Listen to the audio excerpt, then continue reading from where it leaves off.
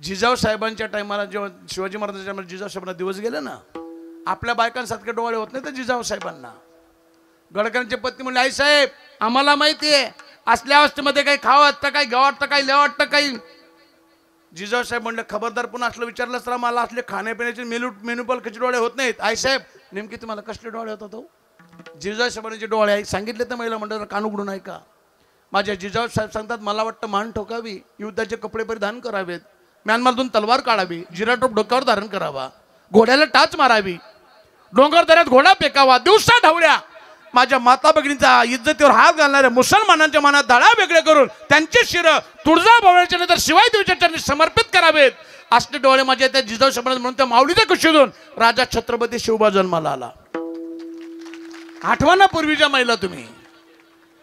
ज्ञानेश्वर महाराजाला जन्माला घालणारी जात तुम्हीच आहात. स्वामीजी निर्माण तुमच्यातून झालेत, तुकाराम महाराज निर्माण तुम्ही केलेत, धर्मवीर संभाजीराजे अंगात रक्ताचा बुंद असेपर्यंत त्या औरंग्याला हालचाल नाही करून दिली. ती शेवटी त्याने गुडघे टेकले औरंग्याने. काय ताकद असेल त्या माऊलीच्या रक्तात. आठवा ना तुम्ही सगळे पूर्वीचे दिवस. हे जे महापुरुष निर्माण झाले ना, आपण ज्यांची एवढे एवढे भक्त करतो, एवढे हे महापुरुष सहज नाही जन्माला आलेत.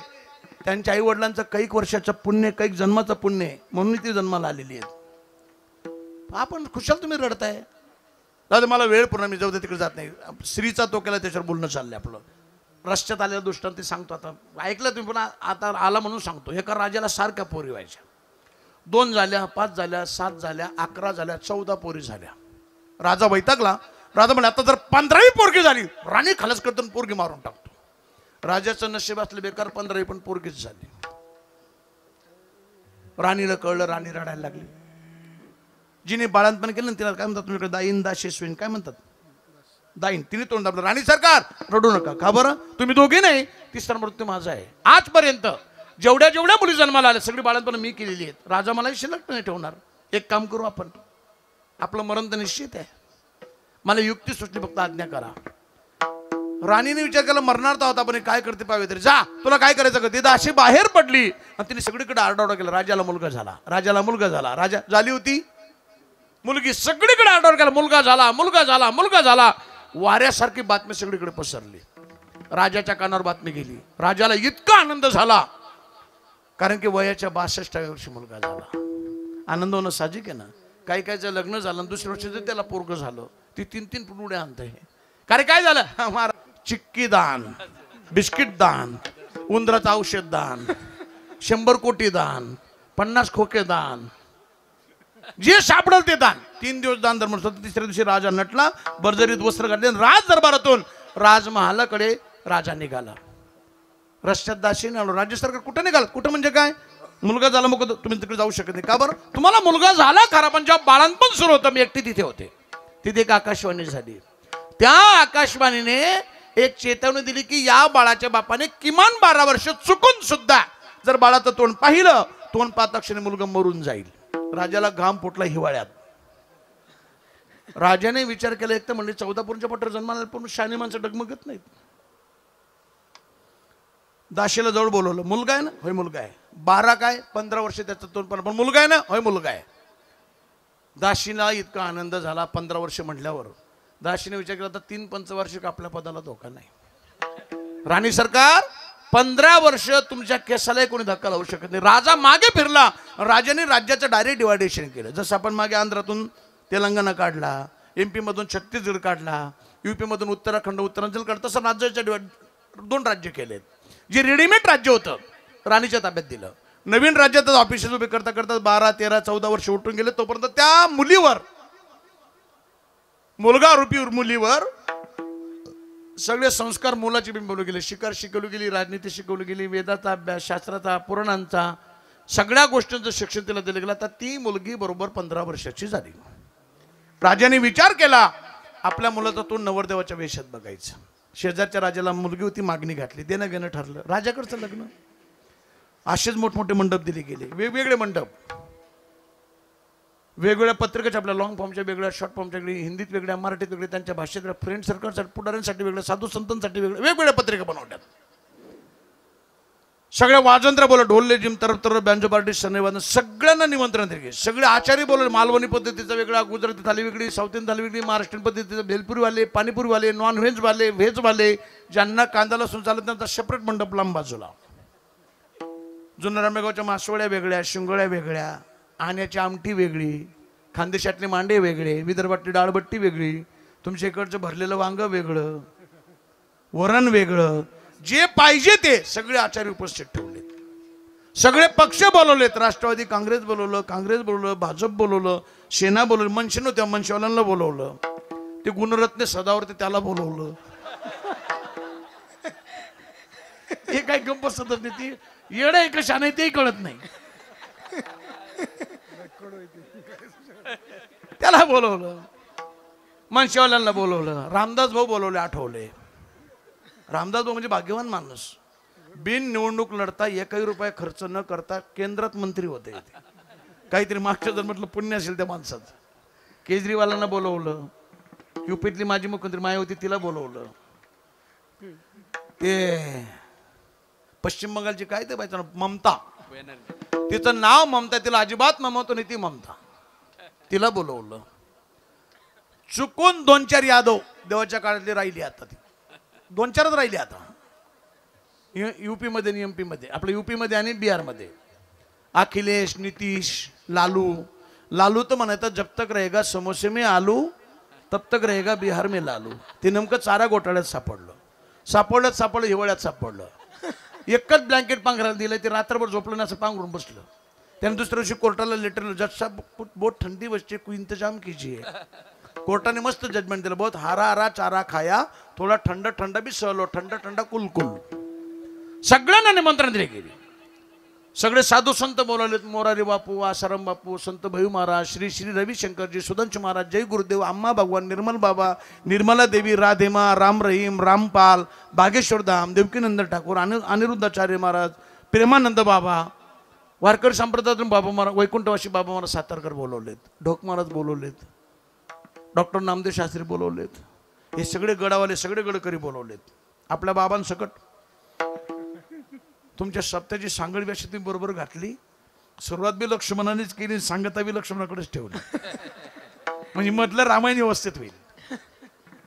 आम्ही दोघं रामाचे सेवक आहेत ना. बाबांचं प्रेम आहे. साधकावर प्रेम करणारी क्वचित महाराज आहेत. काहींना पैशाचा गर्व आहे, काहींना पदाचा गर्व आहे, काहींना गादीचा गर्व आहे, पण कुठल्याच प्रकारचा ग न करता या सगळ्या बालकांवर पुत्रवत प्रेम करणारे आमचे पण, यांच्यावरच नाही आमच्यावर सुद्धा. आता जरी आम्ही 50ला भेटलो तरी आम्हाला छोट्या अवस्थेमध्ये बाबांनी सांभाळलेलंच आहे. साधकांवर प्रेम करणारी 2-4 माणसं आहेत गडकऱ्यांमध्ये बी. बाकीच्यांना थोडंसं आहे, हम भी कुछ चीज आहे. अरे तू बी मरणारच आहे ना एक दिवशी.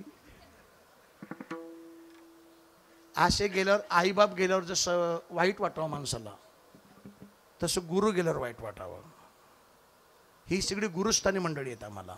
ही आहेत म्हणून वारकरी संप्रदायाला आजही मी मगाशी सुरुवातीलाच बोलून गेलो, यांच्यामुळेच खऱ्या अर्थाने वारकरी संप्रदाय आता जो थोडंसं चाललेला आहे, नाही तर सध्या चिखल झाला आहे, पण हे चिखलातून सुद्धा चांगल्या अध्यात्माचे ब्रिज या मंडळीने बांधलेले आहेत आणि त्या ब्रिजवरून प्रवास चाललाय सध्या. विठ्ठल विठ्ठल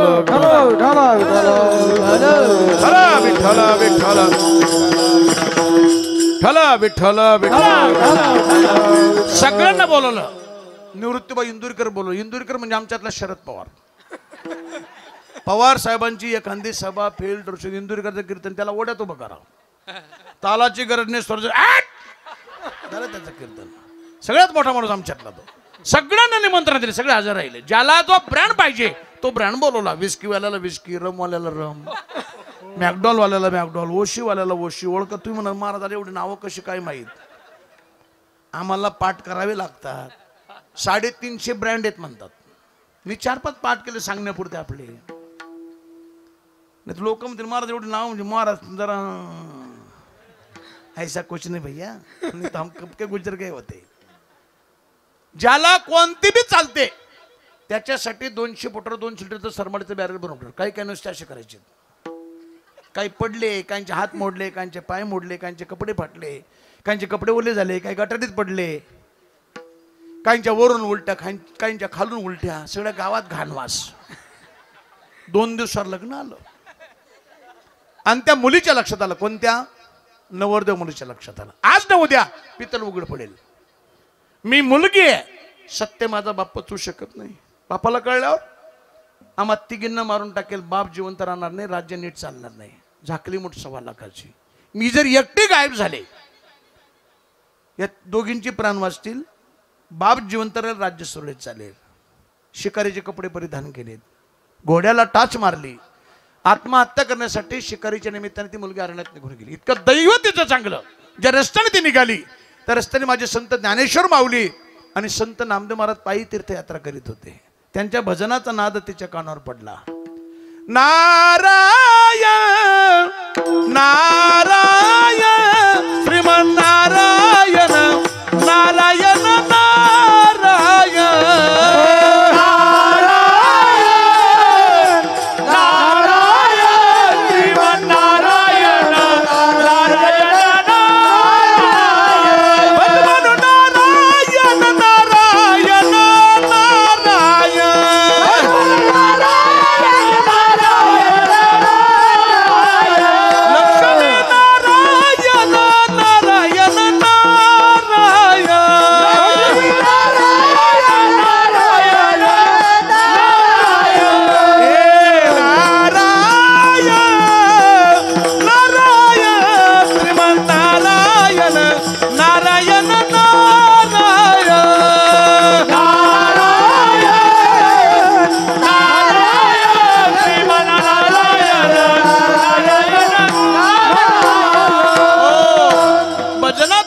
कानावर पडला. चांगल्या संस्कारातली मुलगी. तिने विचार केला, संत दिसत आहेत, माझ्या या जन्माची तर वाट लागलेलीच आहे, पुढच्या जन्मात काहीतरी सार्थक होईल म्हणून पटकन पोरगी माऊलींच्या पावर नतमस्तक झाली. घोड्यावरून खाली उतरली, नतमस्तक. माऊलीने आशीर्वाद, बेटा घरी जा, आनंदाने लग्नाला उभा राहा, इथून पुढचा प्रपंच सुखाने समाधानाने कर. जिह निमिष मात्रे देह पालटिला, जिह निमिष मात्रे देह पालटिला, निमिष मात्रे देह पालटिला, जिह निमिष मात्रे देह पालटिला, जिह निमिष मात्रे देह पालटिला, निमिष मात्रे देह पालटिला, निमिष मात्रे देह पालटिला, निमिष मात्रे देह पालटिला. तो केला पुरुष मोभा,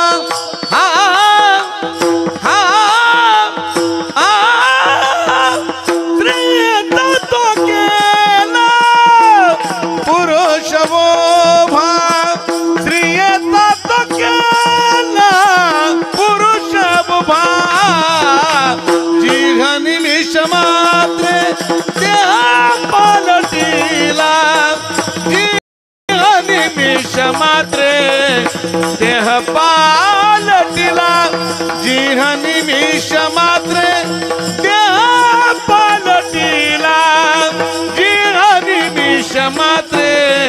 देह पालटिला, पुरुष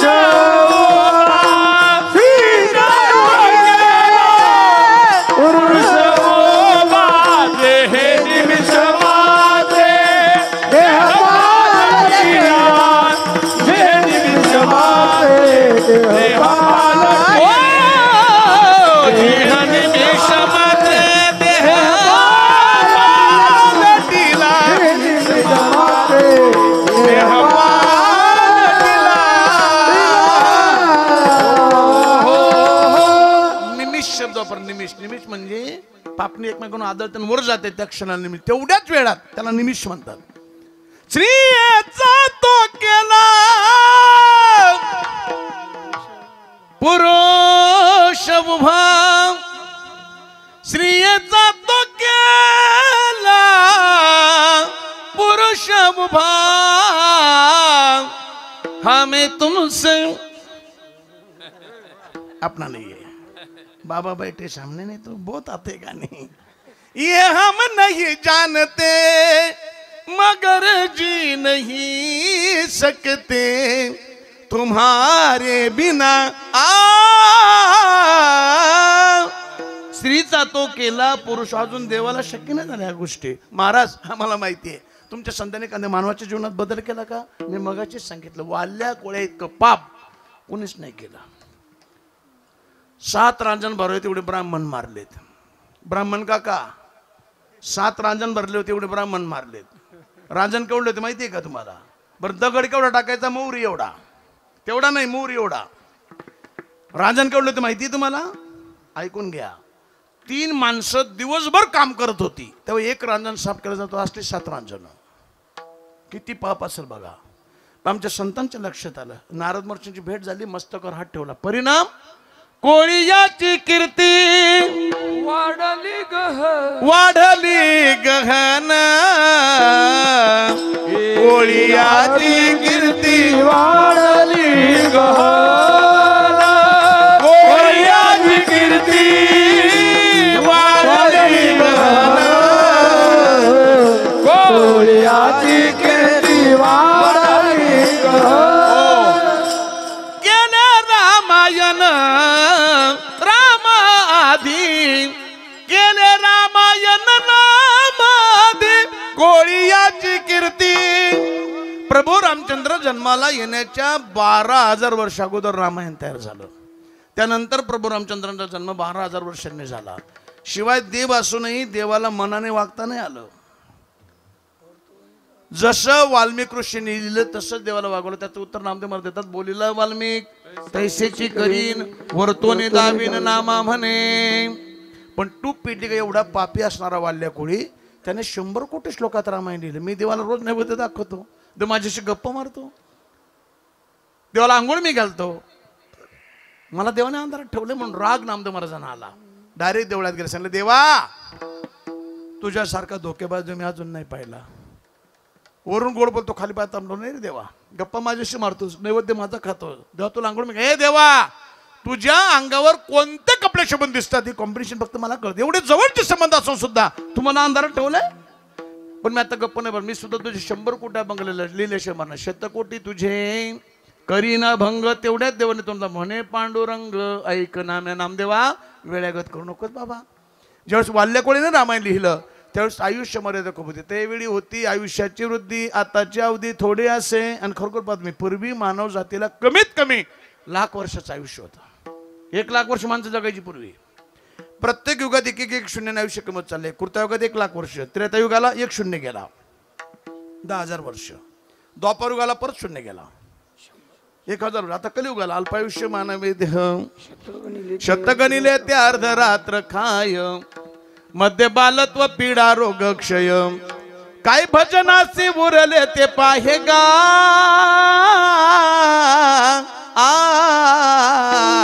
राम राम स्मराधी 100 वर्षाचं आयुष्यच नाही, माणसाची उंची पण कमी होत चालली आहे।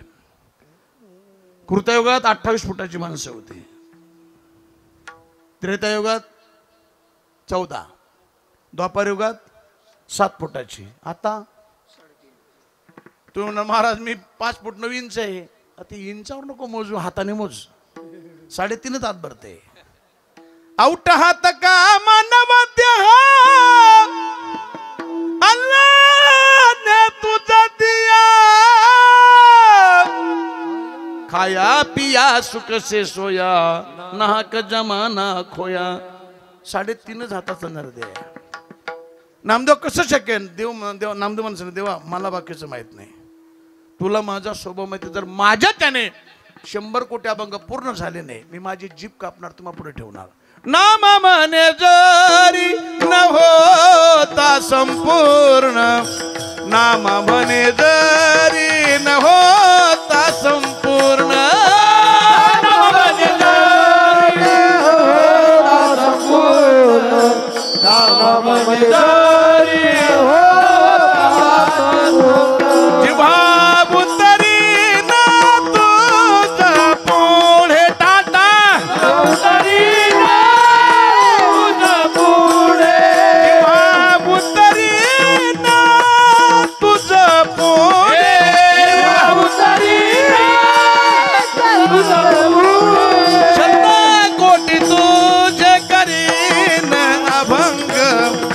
शतकोटी तुझे करीन अभंग, शतकोटी तुझे करीन अभंग, शतकोटी तुझे करीन अभंग, तुझे करीन अभंग, शतकोटी तुझे करीन अभंग।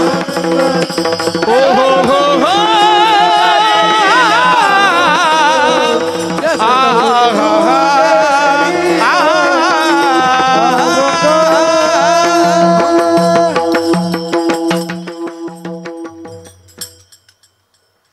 त्याला वाघा बॉर्डर पाहिजे.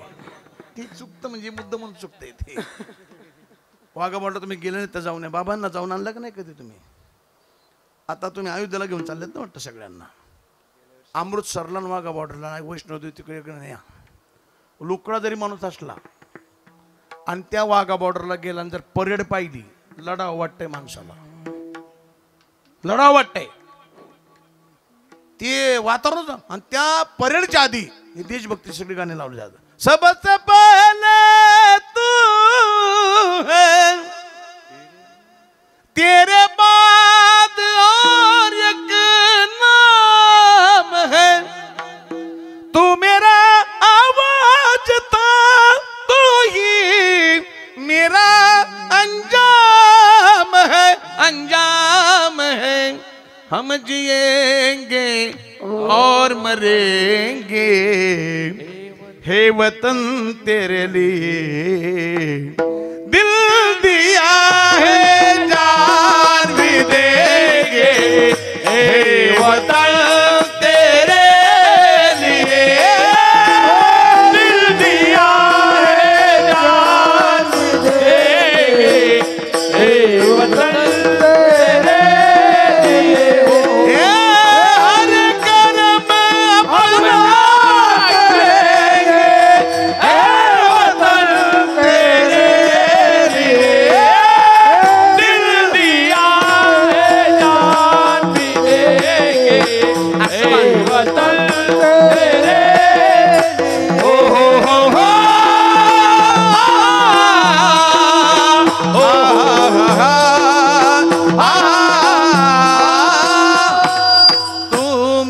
कर्मा, तू मेरा धर्मा, तू मेरा अभिमान है, हे वतन. जाने उधर नहीं जाने का, समय भी बहुत कम है. आज पहिलाच दिवस आहे, नारळी सप्तातलं कीर्तन आहे. माझ्यामुळे सप्ताला कोणी नाव ठेवू नये, मला काय फरक पडत नाही. कीर्तन द्या नका देऊ, आपला बाणा आहे तो आहे. नामा म्हणेन, निळा म्हणेन, तुका म्हणे, सांगू सांगू आमची बरीच मेली, आमची जायची वेळ आहे. सध्या ज्याची आवश्यकता आहे या गोष्टी समजपड. आपण आता आनंदाने कीर्तन ऐकतोय, आवाज वाढव थोडस, आनंदाने कीर्तन ऐकतोय, त्याला कारणीभूत ती मंडळी आहेत. ती बिचारी ते डोळ्यात तेल घालून मायनस टेम्परेचरमध्ये सुद्धा ड्युटी करतायत, म्हणून पण आनंदाने आहेत. कीर्तनामध्ये जसं शिवाजी महाराज, तुकाराम महाराज, ज्ञानेश्वर महाराज सांगितले गेले पाहिजे, तसे फौजींचं सुद्धा वर्णन झालं पाहिजे. प्रत्येक आईबापाला माहिती आहे की आपला पोरगा तिथे कधी मरेल भरोसा नाही, तरी आईबाप आनंदाने पाठवतात. काही पोरीचं लग्न झालं ना, फौजी नवरा भेटला ना, तरी तिची छाती फुगते. काही का म्हणे, माझा नवरा फौजी आहे, तिला माहिती आहे कधीतरी शहीद होणार आहे, तरी सुद्धा ते आनंदाने ड्युटीला त्याला पाठवते. मोठं योगदान आहे, बलिदान आहे मोठं. आणि बोंबलतात नाही, पुढारी पाठवतात का आपल्या पोरांना कधी आर्मीत? सर्वसामान्याचीच पोरं आहेत ती सुद्धा. म्हणून आपण तरी कमीत कमी त्यांचं वर्णन केलं पाहिजे. हे फक्त म्हणतात. आणि एक सांगू तुम्हाला बाबा, मी आता इमानदारी सांगतो, एकनाथ शिंदे साहेब मुख्यमंत्री होते त्या टायमाला पण लेटर पाठवलं होतं. आणि आत्ताचं सरकार चांगलं आहे. तुमच्या माहितीसाठी सांगतो, हे एवढं यूट्यूबवाले हे आता मी सांगणार एवढं काढून टाक, नंतर ठेवू नको, वाद निर्माण. मला 2-3 किस्से झालेत माझ्यावर. आता जे सरकार आलंय ना, हे लाडक्या बहिणींमुळे नाही आणि लाडक्या भावांमुळे नाही, हे साधू संतांमुळे आलंय. हे त्यांनाही मान्य करावं लागेल. मी कधीच माझ्या आयुष्यात, माझा बाप सरपंच पदाला उभा होता तरी मी बापाच्या विरोधात मतदान केलेलं आहे. बापाचा प्रचार नाही केला.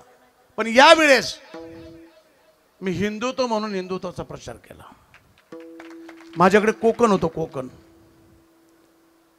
पहिला आम्ही गेलो ते याचा मतदारसंघात, भरत गोगावलेच्या मतदारसंघात. तिथून गेलो रामदास कदमचा मुलगा त्यांच्या मतदारसंघात. तिथून गेलो आम्ही डायरेक्ट ते शेखर निकम सरांच्या मतदारसंघात गेलो. अजितदादा गटाचे आहेत ते. तिथून उदय सामंत, किरण सामंत, नितीश राणे, दीपक केसरकर, येताना निलेश राणे करून शेवटची सभा करून मग 7व्या दिवशी घरी आलो. 3 गाड्या आणि 9 माणसं, सगळा खर्च माझा. 1 रुपया कोणाचा घेतला नाही. त्यामुळे कान धरून काम करून घेणे आणि बोलण्याचा अधिकार आम्हाला आहे. ज्यांनी मतदानाचे घेतले ते बोलू शकत नाही, क्योंकि तुमने लिया है कुछ, हम लेते नहीं, हम देते है. पक्ष म्हणून नाही प्रचार केला आम्ही, हिंदुत्व म्हणून. मठ, मंदिर, महाराज लोक, धार्मिक लोक, त्यांना सगळ्यांना सांगितलं की यावेळेस आपल्याला, आता सध्याची परिस्थिती गंभीर आहे.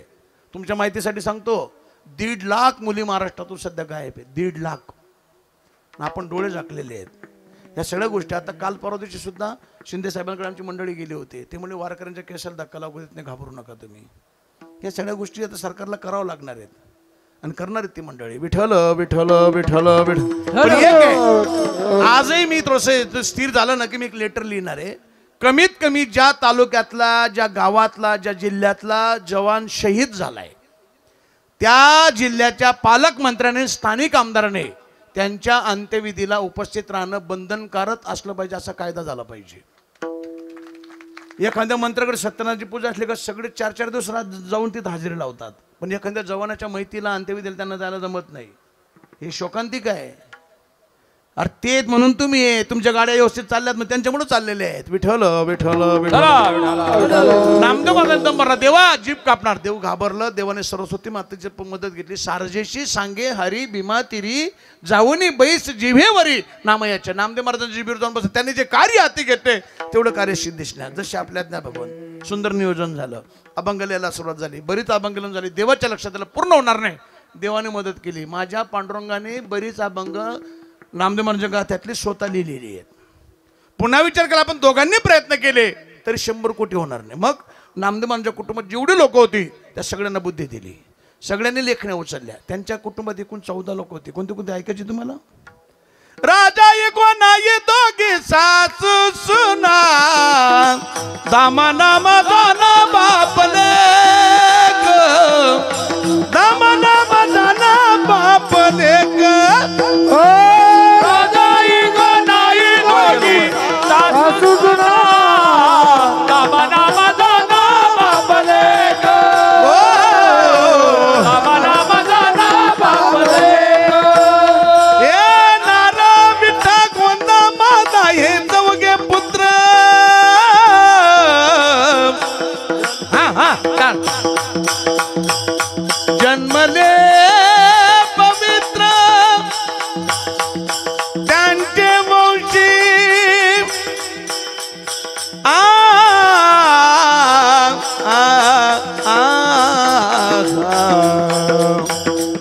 जन्मले पवित्र त्यांचे वंशी, जन्मले पवित्र त्यांचे वंशी, जन्मले पवित्र, जन्मले पवित्र त्यांचे वंशी, दामा नामा दाना बापले ग, दामा नामा दाना बापले ग. लाडाई लिंबाई येसाई साखराई, चौघी सुना पाहे नामायचे म्हणे. गौबाई, परिसभागवत, जनाबाई. सगळ्यांनी आपापल्या नारा म्हणे, विटा म्हणे, गोंदा म्हणे, मादा म्हणे, लाडाई म्हणे, येसाई म्हणे, लिंबाई म्हणे, साखराई म्हणे. खाली जनाबाईने 2 प्रकारचे अभंग, 10 जणी म्हणे आणि नुसती जणी म्हणे. अभंग लिहिला जनाबाईने, पण संकल्प कोणाचा होता? हा, नामदेव महाराज होता. म्हणून अभंग नामदेव महाराजांचा.